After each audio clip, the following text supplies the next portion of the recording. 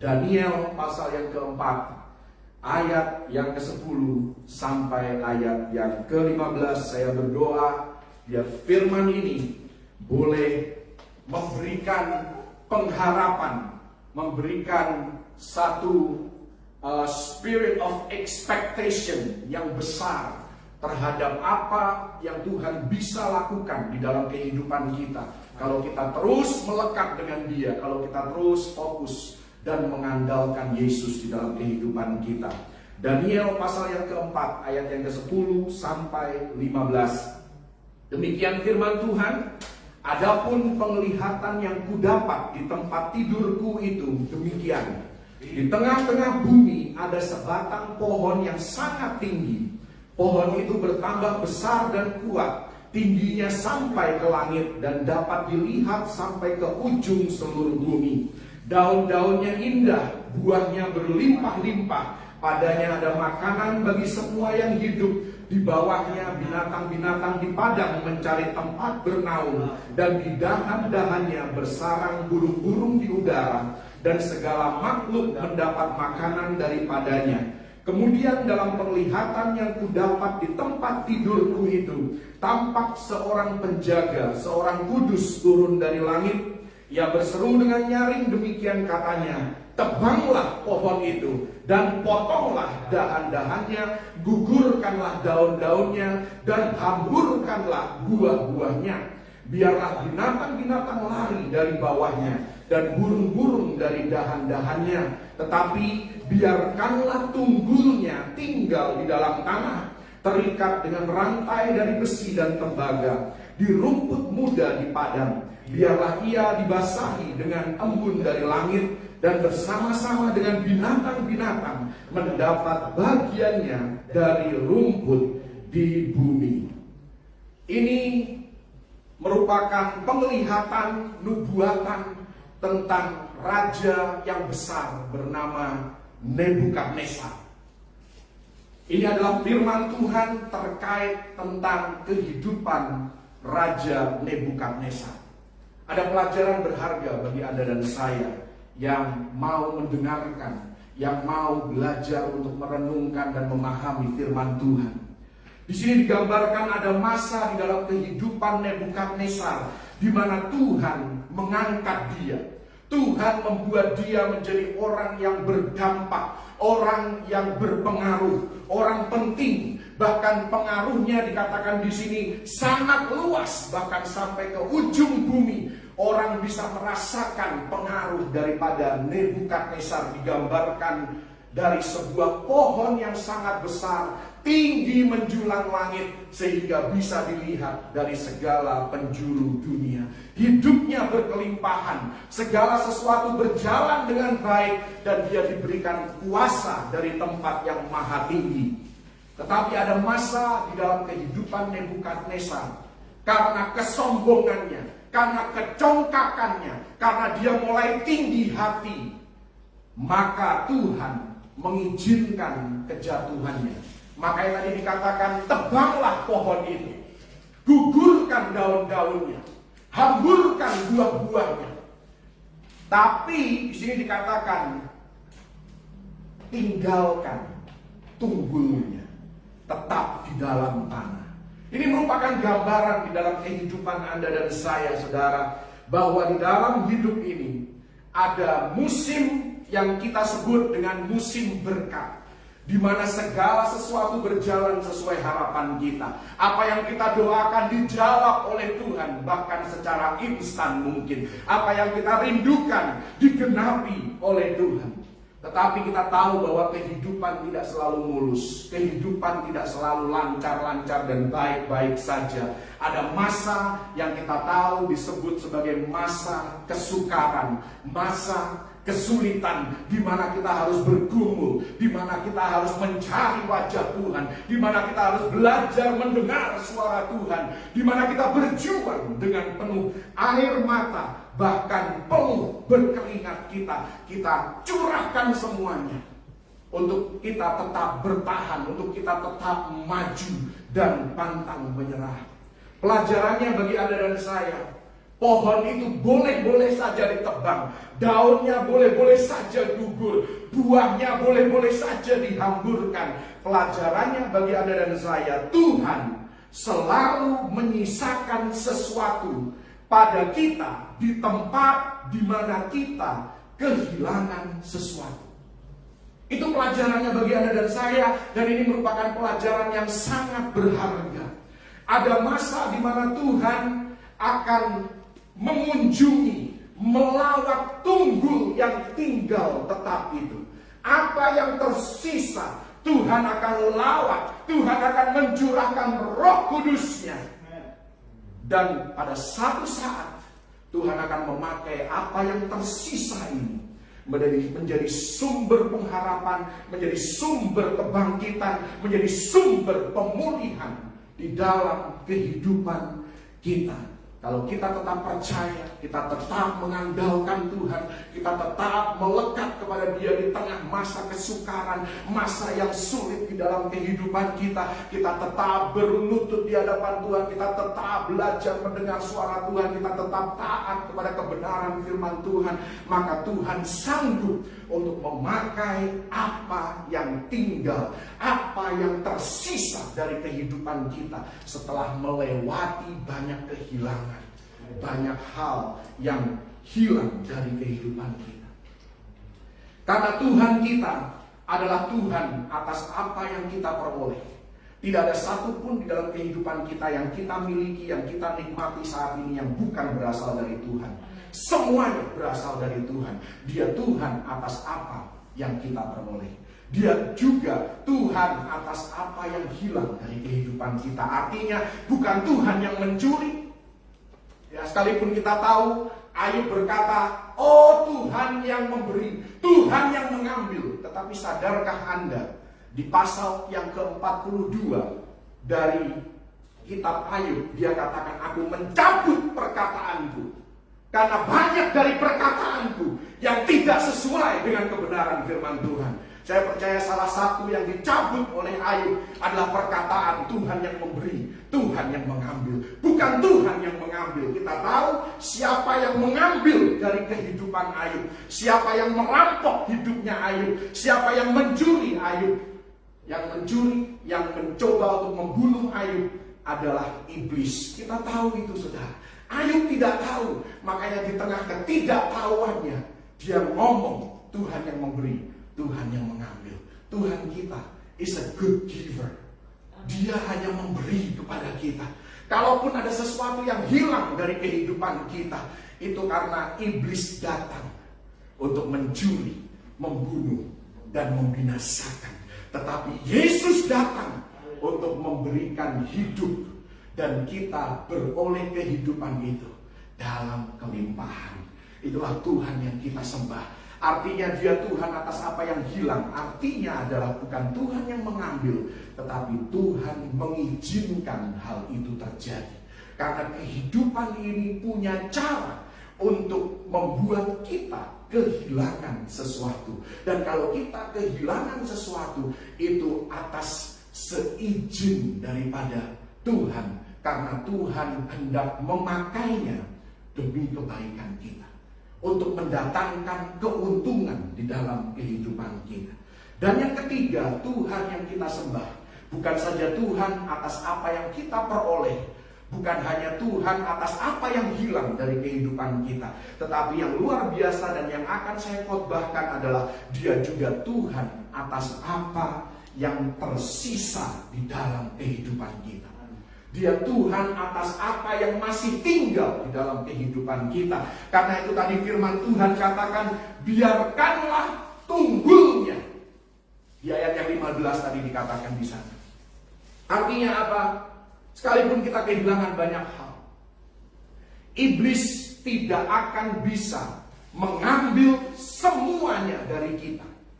Karena Tuhan akan tetap memberkati kita, bukan dari apa yang hilang, tetapi dari apa yang masih tinggal, apa yang masih tersisa. Karena itu dan dikatakan, sisakanlah tunggulnya dan jangan sentuh itu.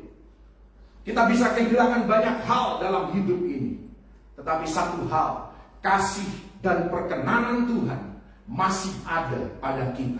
Itulah hal yang seminimal mungkin yang kita miliki. Tetapi saya mau katakan, yang hilang memang menyakitkan, tetapi yang masih tinggal, yang masih tersisa itu penuh dengan kuasa. Jangan remehkan kasih dan perkenanan Tuhan. Yusuf tidak punya apa-apa, dia kehilangan segalanya, tetapi dia memiliki perkenanan Tuhan. Dia memiliki kasihnya Tuhan. Dan dikatakan dia adalah orang yang berhasil, orang yang sukses di dalam segala yang dia lakukan. Inilah yang Anda perlukan dalam kehidupan Anda. Kasih dan perkenanan Tuhan. Haleluya.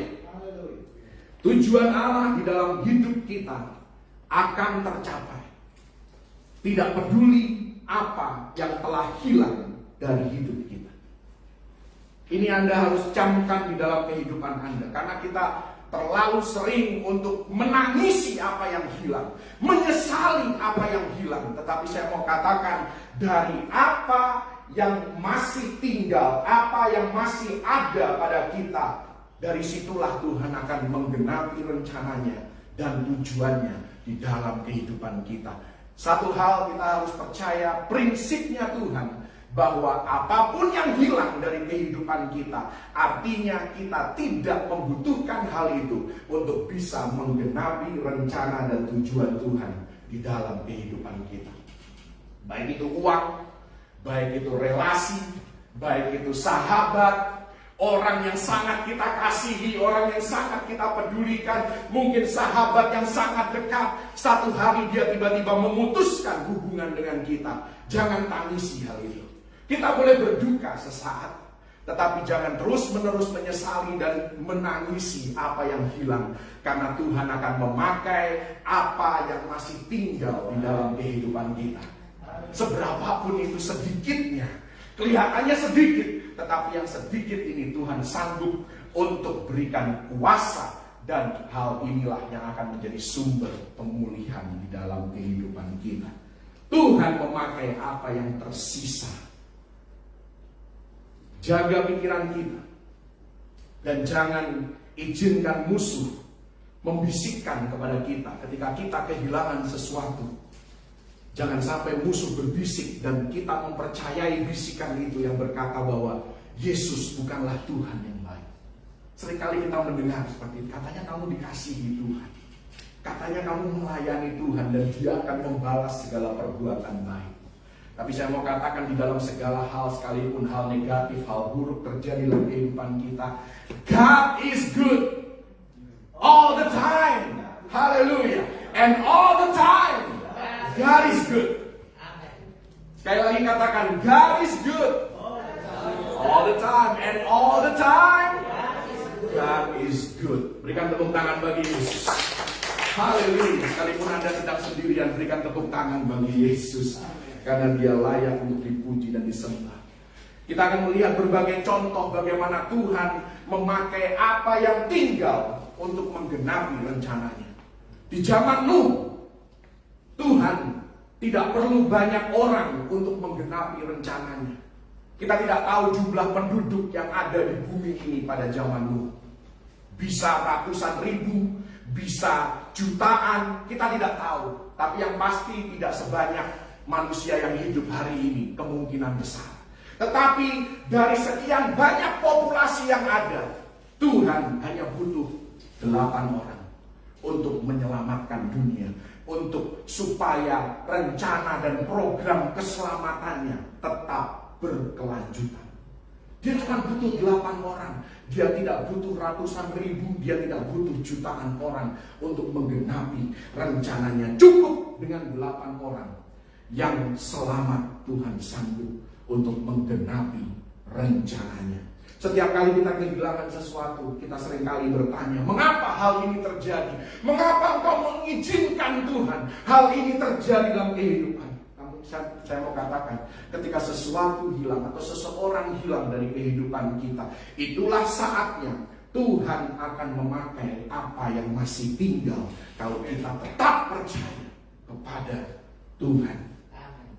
Kalau kita membutuhkan hal itu, kalau kita membutuhkan orang itu, saya yakin dan percaya Tuhan tidak akan membiarkan hal itu atau orang itu hilang dari kehidupan kita. Tetapi kalau Tuhan izinkan hal itu hilang, orang itu hilang dari kehidupan kita, artinya kita tidak butuh hal itu, kita tidak butuh orang itu. Berhenti meratapi yang hilang, karena Tuhan memakai yang tersisa. Mungkin kita sudah kehilangan waktu. Kita merasa, oh aku sudah gagal di dalam mendidik anak sebagai orang tua. Oh sudah banyak hal yang aku gagal di dalam bisnisku, di dalam usahaku, di dalam pelayananku, di dalam karirku. Banyak hal yang aku buat salah sehingga aku mengalami apa yang aku alami sampai saat ini. Tapi saya mau katakan, Tuhan kita adalah Tuhan atas apa yang masih tinggal. Tuhan yang akan memakai apa yang tersisa dari kehidupan kita untuk memberkati kita dan memulihkan hidup kita. Ayub merupakan bukti kebenaran bahwa Tuhan memakai apa yang masih tinggal. Kita tahu kehidupan Ayub dan apa yang dia alami. Iblis diizinkan oleh Tuhan untuk menggocok Ayub. Iblis menuduh Ayub hanya menyembah Tuhan karena berkat.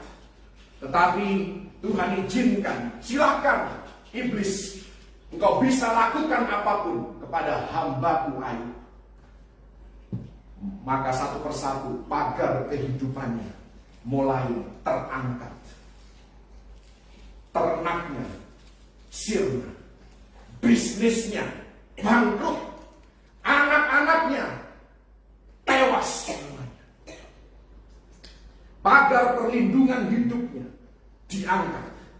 Tetapi saya mau katakan, Tuhan selalu menyisakan sesuatu. Sekalipun harta, bisnis, anak-anak Ayub diambil daripadanya, tetapi Tuhan katakan, nyawanya jangan engkau sentuh. Nafas kehidupan itu masih harus ada di dalam kehidupannya. Tubuhnya boleh sakit, kesehatannya boleh sirna, tetapi Ayub masih tetap bernafas. Kenapa? Karena Tuhan selalu menyisakan sesuatu. Tuhan tidak akan mengizinkan iblis merampok kita habis-habisan. Apapun yang tersisa, itulah yang akan Tuhan pakai untuk menggagalkan rancangan iblis di dalam kehidupan kita. Apa yang masih tersisa dalam kehidupan kita? Mungkin setelah sekian lama kita menjalani hidup ini, sekian lama kita mengalami pergumulan dalam hidup ini, sudah banyak hal yang hilang dalam kehidupan kita. Apa yang masih tersisa dalam kehidupan kita? Kita masih punya pujian yang tersisa. Kita masih punya doa yang tersisa. Kita masih punya iman yang tersisa. Karena iman sebesar biji sesawi sajalah yang dibutuhkan untuk memindahkan gunung. Kita masih punya sukacita ketika kita memuji Tuhan, kita merasakan sukacita. Barangkali hanya sukacita itulah pengharapan kita yang tersisa dari kehidupan kita. Yang hilang memang menyakitkan, tetapi yang tinggal penuh kuasa. Dan setelah Ayub kehilangan segalanya, bahkan pada akhirnya para sahabatnya pun mulai menentang Ayub, mulai ngomong yang negatif tentang Ayub, mulai menuduh Ayub berbuat yang tidak baik di hadapan Tuhan. Apa yang tinggal pada Ayub? Ditulis di dalam Ayub 13 ayat yang ke-15. Saya mau Anda melihat di versi bahasa Inggrisnya, karena bahasa Indonesia tidak menerjemahkannya dengan tepat. Versi bahasa Inggris dari Ayub 13 ayat yang ke-15, inilah yang masih tinggal pada Ayub, karena semuanya hilang dan sirna dari kehidupannya. Dia katakan begini, though he slay me, sekalipun Tuhan mau menyembelih aku, dia katakan, yet will I trust in him. Aku masih akan tetap percaya kepadanya. Kita tahu bahwa Tuhan tidak mungkin menyembelih kita, tetapi Tetapi ini perkataan yang sangat ekstrim dari seorang yang punya kepercayaan yang ekstrim kepada Tuhan. Segala sesuatu boleh hilang dalam hidupku, sekalipun sepertinya rasanya Tuhan sedang menyembelih aku. Sekalipun demikian, aku akan tetap percaya kepadanya. Aku akan tetap menaruh percayaku, imanku, harapanku hanya kepadanya. Karena dia tahu apa yang terbaik dalam hidupku. Dan dia sanggup untuk memutar balikan keadaanku. Separah apapun aku terpuruk, sebanyak apapun yang hilang dari hidupku, yet will I trust in Him. Aku akan tetap percaya kepada-Mu. Amin. Ada satu hal yang dikatakan Ayub sangat luar biasa. Ayub 14, mari kita lihat. Ini berkaitan dengan tunggul juga, saudara. Ayub 14 ayat 7-9. Luar biasa ayat ini, saudara, kalau kita mengerti. Di sana dikatakan oleh Ayub, karena bagi pohon masih ada harapan. Apabila ditebang, ia akan bertunas kembali. Dan tunasnya tidak berhenti tumbuh. Apabila akarnya menjadi tua di dalam tanah, dan tunggulnya mati di dalam debu pun. Jadi apa yang masih tinggal pun mati. Apa yang masih tinggal pun menjadi kering dan tidak lagi punya potensi. Ada kehidupan di sana. Tetapi dikatakan di ayat yang ke-9 ini kuncinya, saudara. Maka bersemilah ia setelah diciumnya air. Air bicara tentang roh Allah. Karena Roh Kuduslah, Roh Tuhanlah yang sanggup untuk menghidupkan kembali apa yang sudah mati dalam kehidupan kita. Untuk membangkitkan kembali apa yang sudah kering, apa yang sudah mandul di dalam kehidupan kita. Seolah-olah tidak ada lagi harapan, tidak ada lagi kehidupan. Tetapi dikatakan di sini ketika diciumnya air, maka tunas itu mulai bertumbuh. Tunggul itu mulai basah lagi, mulai ada kehidupan lagi. Dan di sini dikatakan dan dikeluarkannya lah ranting seperti semai. Artinya, saudara, disinilah pemulihan mulai terjadi. Inilah kepercayaannya Ayub. Ayub sudah tidak punya apa-apa lagi. Bahkan istri yang dia pikir bisa menjadi pendampingnya yang baik menyuruh dia untuk mengutuki Tuhannya. Saya bisa mengerti istri Ayub setelah kehilangan 10 anak. Anda yang belum pernah kehilangan 10 anak dalam satu hari, jangan pernah mencela istri Ayub. Istrinya Ayub kehilangan anak, kehilangan bisnis. Wah, saya kalau dapat kerjaan yang gajinya lebih kecil dari yang saya dapat sekarang aja, istri saya sudah mulai kasih warning sign. Jangan diambil, jangan diambil, ya kan? Ini bisnisnya habis dalam satu hari. Anak-anaknya tewas dalam satu hari. Siapakah kita yang berhak untuk mencela istri Ayub? Tidak heran istri Ayub sangat-sangat depresi dan stres. Dia bilang ke suaminya, kutuki saja Allahmu. Kita tidak bisa menyalahkan istri Ayub. Memang dari perspektifnya Ayub dia katakan engkau perempuan gila. Karena dia yang harus mengalami. Bahkan lebih parah dari apa yang dialami oleh istrinya. Karena tubuhnya sendiri, kesehatannya sendiri akhirnya diambil daripadanya. Seolah-olah tidak ada lagi harapan. Tetapi di tengah-tengah keputusasaan situasi yang penuh dengan kesuraman dan kesukaran, ini perkataan yang keluar dari mulutnya Ayub. Bagi pohon masih ada harapan. Selama masih ada air, selama masih ada Roh Kudus, selama masih ada hadirat Tuhan, selama masih ada kasih Tuhan, selama masih ada perkenanan Tuhan, masih ada harapan. Dan sesuatu yang hilang dari kehidupan kita, Tuhan bisa dan sanggup untuk pulihkan kembali. Tuhan terlalu baik untuk tidak menjaga kita. Tuhan terlalu setia untuk meninggalkan kita. Ketika semua pergumulan kita selesai, Ayub berkata, ketika semuanya ini selesai, aku akan timbul seperti emas. Ayub 23 ayat 10. Bayangkan saudara, ini orang yang sudah kehilangan semuanya. Yang tinggal sisa hanya harapannya, hanya kepercayaannya kepada Tuhan. Tuhan, kalau kau mau sembelih aku, sembelihlah sekarang.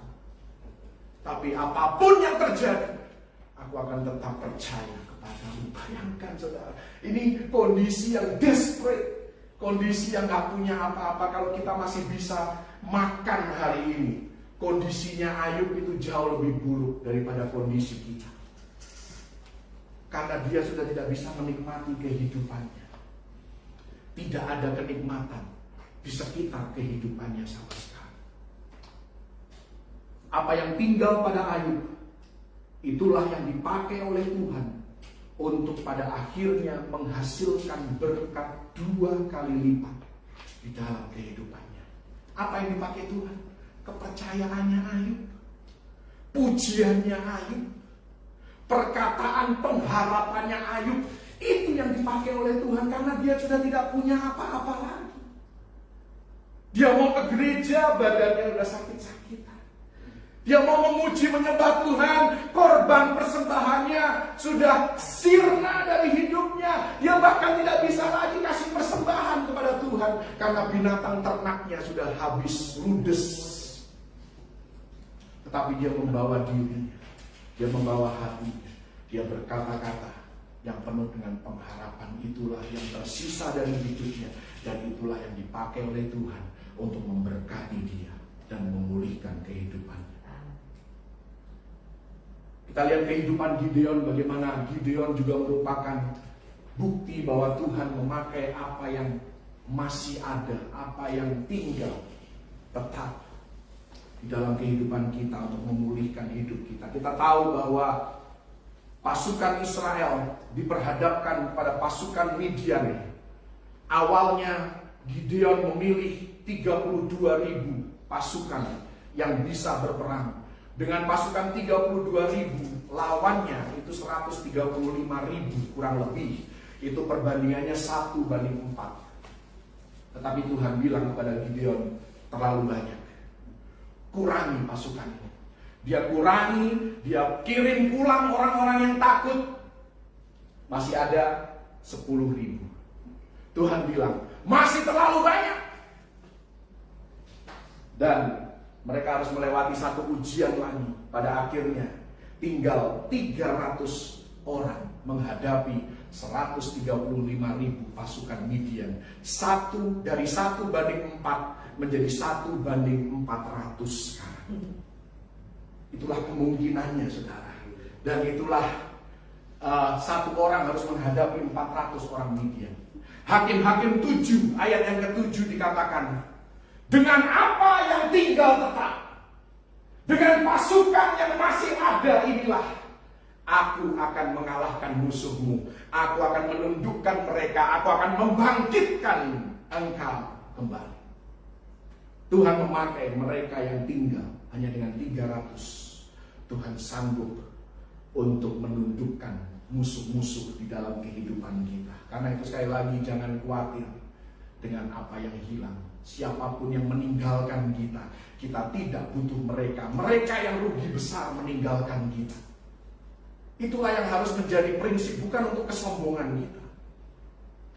Bukan karena kita merasa sempurna dan lebih baik dari semua orang, tidak. Tapi percayalah bahwa apapun yang hilang dari kehidupan kita, artinya kita tidak butuh hal itu. Simson kehilangan segalanya. Dia kehilangan kemerdekaannya, dia kehilangan reputasinya, dia kehilangan jabatannya, dia kehilangan kekuatannya, bahkan yang terakhir dia kehilangan penglihatannya.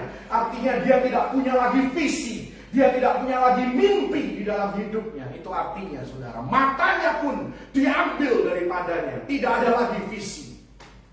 Dan firman Tuhan katakan, tanpa visi umatku binasa. Orang kalau hidup tidak punya mimpi, tidak punya harapan, tidak punya cita-cita, itu seperti orang yang mati sudah, ya ngapain lagi hidup. Rasanya hidup tidak berarti, ngapain lagi aku bangun besok pagi. Apa yang aku lakukan sia-sia. Simson kehilangan semua ini. Dia kehilangan semangatnya. Tetapi Tuhan selalu menyisakan sesuatu. Rambutnya mulai tumbuh kembali, firman Tuhan katakan. Dan pemulihan dimulai. Ini bukan kebetulan. Kenapa dimulai dari rambutnya Simpson? Karena pemulihan dalam kehidupan kita dimulai dari kepala.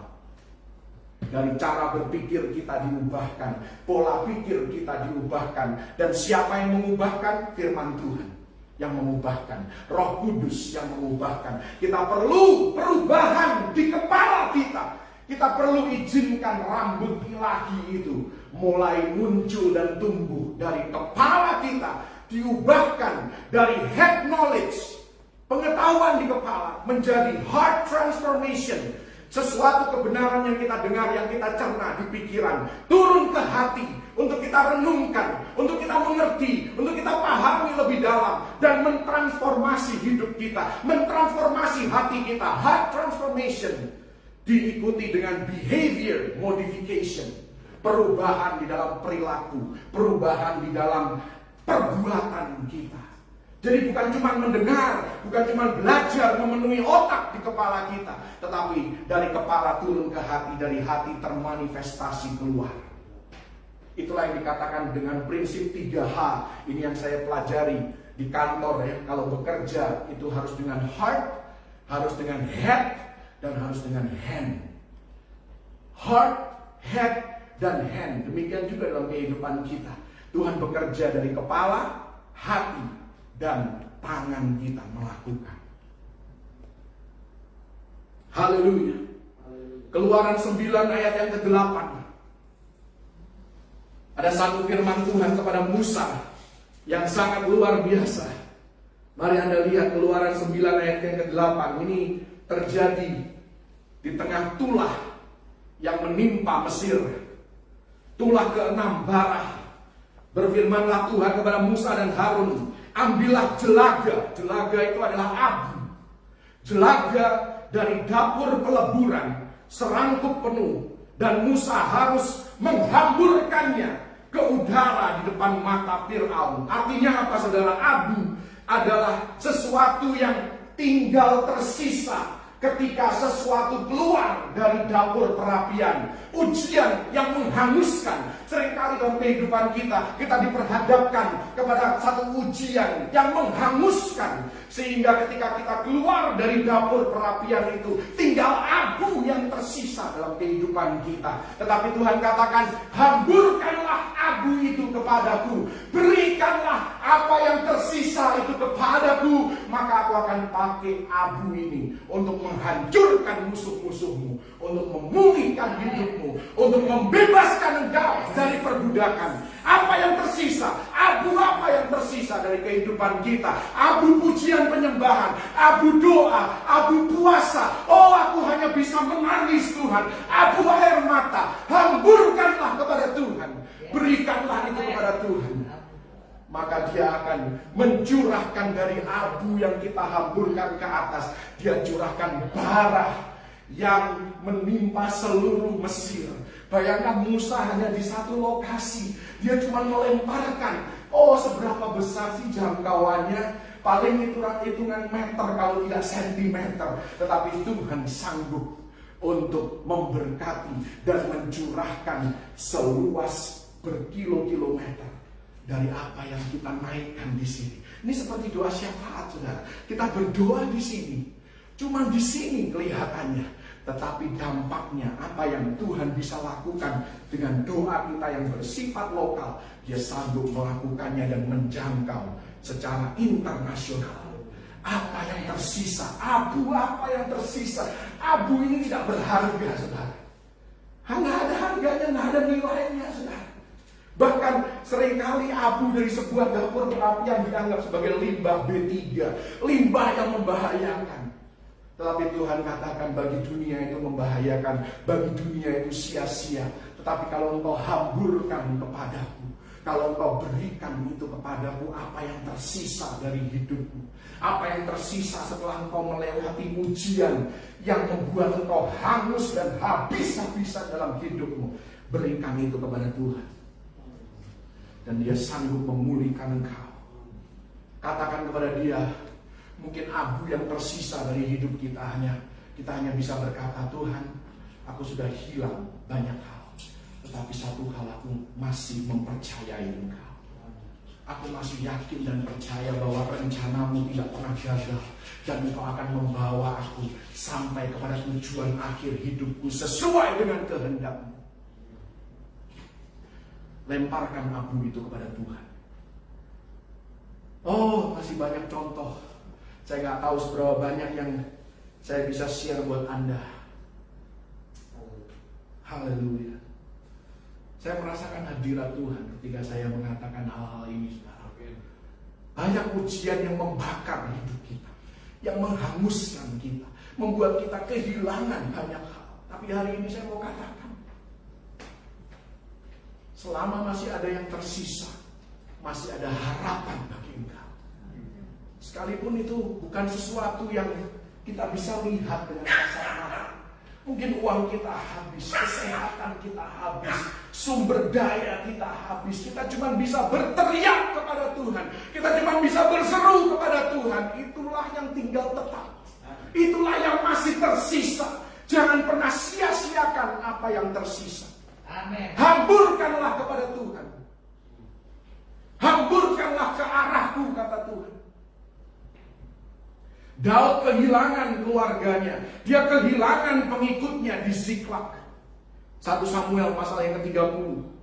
Ayat yang ke-13 dikatakan di sana. Tetapi ada satu orang budak Mesir yang masih tinggal. Dan budak Mesir ini adalah satu-satunya harapan Daud untuk bisa mengejar musuhnya dan mengambil kembali apa yang mereka ambil dan rampas dari kehidupan Daud.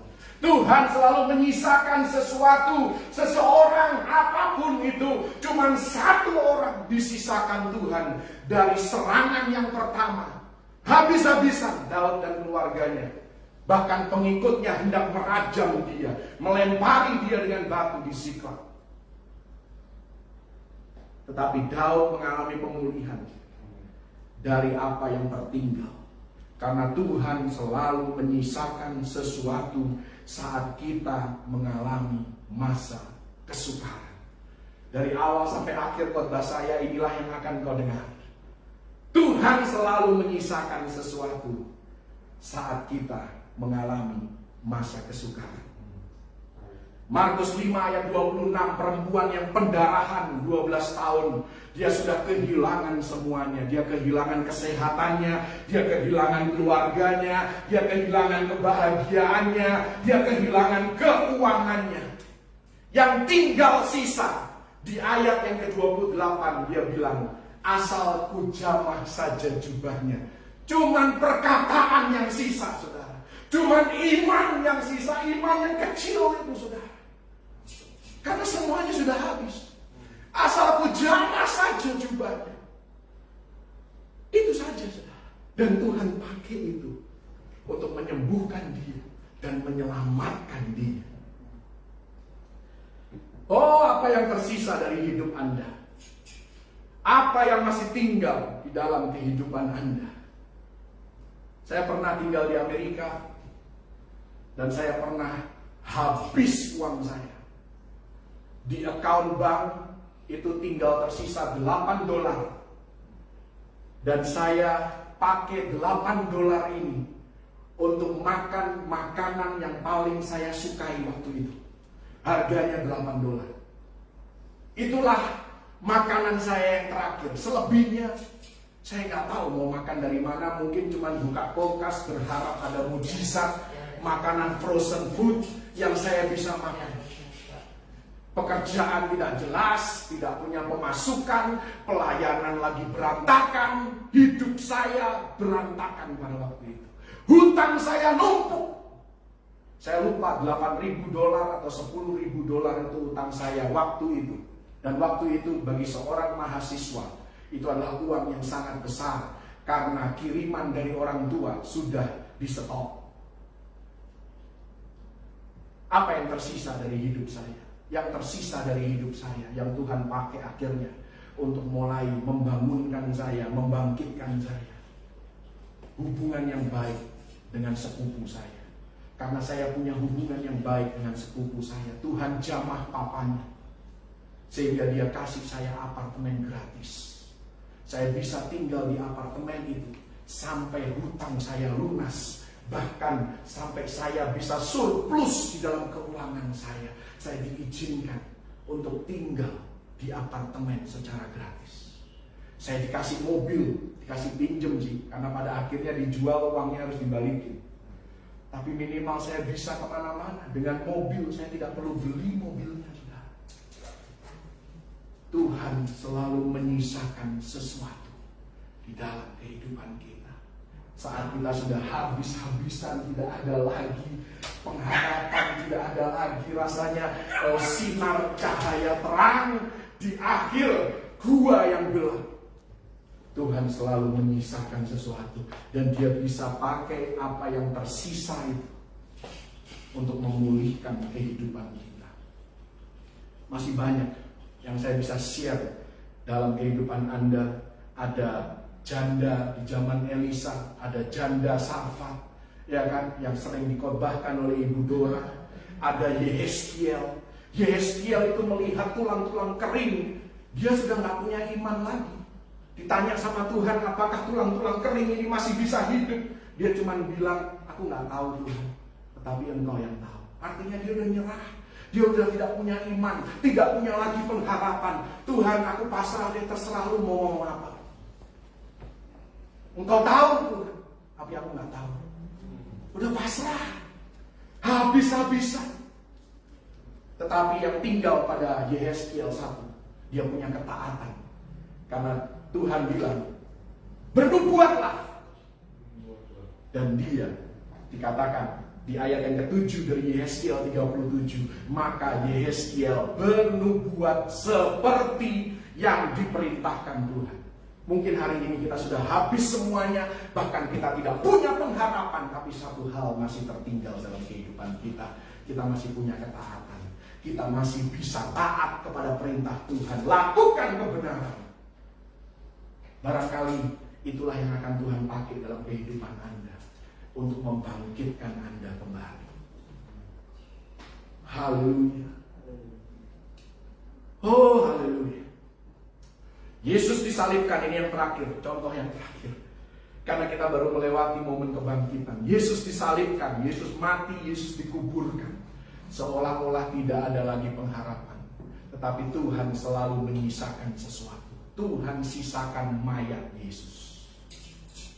Mayatnya Yesus masih ada. Dan karena masih ada yang tersisa, maka Roh Allah mulai bekerja, menghembuskan nafas kehidupan itu. Dan dari kematian muncul kebangkitan Yesus yang memberkati lebih banyak orang ketimbang semasa hidupnya di muka bumi ini. Tuhan sanggup memulihkan hidup kita. Tuhan sanggup untuk menjadikan kedudukan kita yang dahulu terlihat hina dibandingkan kedudukan kita yang kemudian. Anda tahu siapa yang ngomong ayat ini? Kedudukanku, ayo, kedudukanku yang dahulu hina, kedudukanku yang kemudian akan penuh dengan kemuliaan. Ayub 8 ayat yang ke-7. Ini orang yang habis-habisan dalam hidupnya, tapi kepercayaannya tidak pernah hilang kepada Tuhan. Karena itu saya mau katakan, seperti Nebukadnezar pun pada akhirnya juga dipulihkan Tuhan.